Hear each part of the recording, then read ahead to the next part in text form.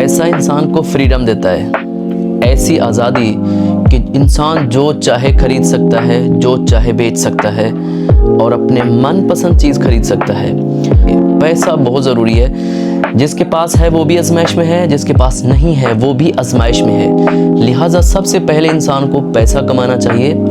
جب اس کے پاس شعور آ جائے، جب اس کے پاس تعلیم آ جائے، تو اس کے بعد جو فرسٹ سٹیپ ہے وہ ہے ارن منی۔ پہلے پیسہ کماؤ۔ کیوں؟ کیونکہ آپ اپنے خاندان کو، خود کی فیملی کو اور خود اپنے آپ کو اس وقت تک دوسروں سے بے نیاز نہیں کر سکتے جب تک آپ کے پاس پیسہ نہیں ہے۔ لہٰذا پیسہ ایسی دولت ہے، پیسہ ایسا سرمایہ ہے، پیسہ ایسی قیمتی چیز ہے جو کہ سب سے پہلے کمانی چاہیے شعور اور تعلیم کے بعد۔